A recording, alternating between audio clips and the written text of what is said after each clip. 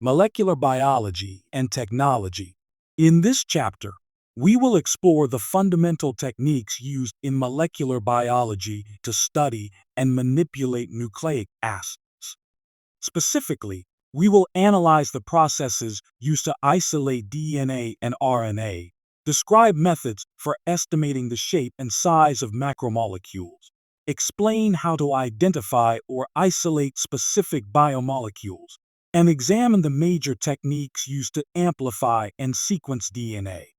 Mastering these objectives is key to understanding how molecular biology is practiced in both research and clinical settings. Different types of DNA require different isolation methods. For viral DNA, phenol extraction is often used to remove protein contaminants. When isolating bacterial DNA, the process begins by removing the cell membrane, followed by alcohol precipitation to recover the DNA. In the case of plasmid DNA, after lysing the cells, the plasmid remains in solution while chromosomal DNA forms an insoluble aggregate. For fungi and yeast, the protocol must include an extra step to remove the cell wall. These differences reflect the structural complexity of the organisms being studied and the stability of their DNA. RNA isolation requires much greater care than DNA, primarily because RNA is highly susceptible to degradation by RNases. To preserve RNA integrity, tissues are often flash frozen in liquid nitrogen and then ground while still frozen. The cells are then resuspended in a solution containing acidic phenol, chloroform, sodium acetate, and guanidinium thiocyanate. RNA is extracted from the aqueous phase and precipitated with ethanol or isopropanol. RNase inhibitors must be added throughout the process to prevent enzymatic degradation of the RNA. Several physical techniques are used to study the shape, size, and behavior of macromolecules. Electron microscopy allows visualization at nanometer resolution. Centrifugation separates molecules based on density, often reaching forces of 800,000 G. The sedimentation coefficient, or S value, depends on both mass and shape. Compact molecules sediment faster due to reduced friction. Two main types of gradient centrifugation are commonly used: sucrose gradient and cesium chloride. Additionally, gel electrophoresis allows separation of DNA, RNA, or proteins based on size and charge, using matrices such as agarose or acrylamide and stains like ethidium bromide. Gel electrophoresis separates macromolecules by their migration through a gel matrix under an electric field. For nucleic acids, agarose or polyacrylamide gels are used. The concentration of agarose affects pore size. Lower concentrations have larger pores, suitable for separating larger DNA fragments. Ethidium bromide or similar dyes are used to stain the DNA, making the bands visible under UV light. This method is essential for analyzing DNA fragment sizes and checking the integrity of nucleic acid preparations. Protein electrophoresis differs from nucleic acid electrophoresis due to the complex shapes and charges of native proteins. To standardize protein migration, sodium dodecyl sulfate SDS is used in SDS-PAGE. SDS denatures proteins and coats them with a uniform negative charge, so they migrate solely based on size. Reducing agents like beta-mercaptoethanol or dithiothriatol DTT are added to break disulfide bonds. This allows proteins to be linearized, facilitating accurate determination of molecular mass. Nucleases are enzymes that digest polynucleotides by cleaving the phosphodiester bonds in the 5-3 direction. Denases specifically degrade DNA, while RNases act on RNA. Some denases are selective for double-stranded DNA, others for single-stranded DNA, and some can act on both. These enzymatic tools are foundational in molecular biology for analyzing and manipulating nucleic acids.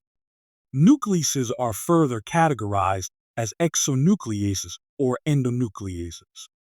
Exonucleases cleave nucleotides from the ends of DNA strands, working either in the 5 to 3 or 3 to 5 direction. Endonucleases, on the other hand, cleave within a DNA strand. Some endonucleases are highly sequence-specific, such as restriction enzymes, which recognize and cut specific nucleotide sequences within the DNA molecule. Restriction endonucleases are a class of enzymes that cleave foreign viral DNA when it enters a host cell. These enzymes cut within specific DNA sequences known as restriction sites, which are often palindromic. Host DNA is protected from these enzymes by methylation of the restriction sites. There are 4 types of restriction endonucleases, but the most commonly used in molecular biology is type 2, which recognizes defined palindromic sequences and produces either sticky or blunt ends. By using restriction endonucleases to cut DNA at specific sites, researchers can generate DNA fragments of known lengths. Running these fragments through gel electrophoresis produces a banding pattern that reveals the positions of the restriction sites. This information can be used to build a restriction map, a graphical representation showing where each enzyme cuts along a DNA molecule. This technique is critical for cloning and genome mapping. At this point in the lecture, a video is typically shown to illustrate the process of cloning a DNA fragment. The video demonstrates how restriction enzymes are used to cut DNA and how the fragments are inserted into plasmid vectors. It also covers how recombinant DNA is introduced into bacterial cells for amplification. DNA fragments can be inserted into plasmid vectors to create recombinant DNA molecules. These plasmids often carry genes for antibiotic resistance, allowing for the selection of transformed cells. The plasmid is first cut with a restriction enzyme to generate sticky ends that are complementary to the ends of the DNA fragment. DNA ligase is then used to join the plasmid and insert, creating a stable recombinant plasmid. This slide shows a detailed plasmid map highlighting common restriction enzyme sites such as SALI, HINDI, Icari, and COI.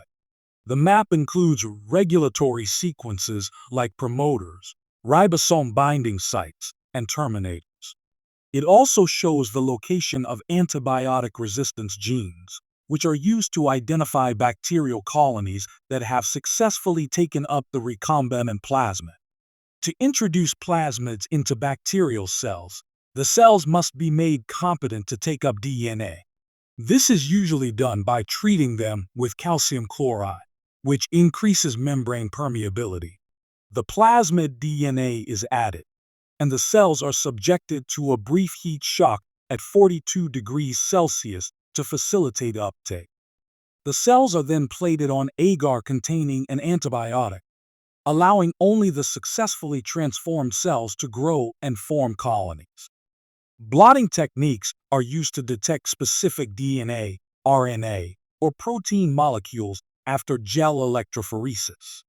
Southern blotting was the first method developed and is used for DNA detection. Northern blotting applies the same concept to RNA, while Western blotting is used for proteins. After electrophoresis, the molecules are transferred to a membrane and probed using hybridization techniques, antibodies, or labeled tags. These methods allow precise identification of specific sequences or proteins in a complex mixture. Southern blotting is a technique used to detect specific DNA fragments within a complex mixture. The process begins by separating DNA fragments through gel electrophoresis. These fragments are then transferred from the gel to a membrane using capillary action or electroblotting. A labeled DNA probe that is complementary to the sequence of interest is applied to the membrane. If the target sequence is present, The probe will hybridize to it, producing a detectable signal. Southern blotting is especially useful in clinical diagnostics and genetic research for identifying mutations or verifying gene presence. Polymerases are enzymes that synthesize DNA molecules. DNA polymerases, in particular, are naturally present during DNA replication. They require two components: a primer strand, which provides a starting point, and a template strand, which determines the order of nucleotides via base pairing rules. DNA synthesis always proceeds in the 5 to 3 direction. In the lab, multiple types of DNA polymerases are used, depending on the application, from replication to repair to amplification in PCR.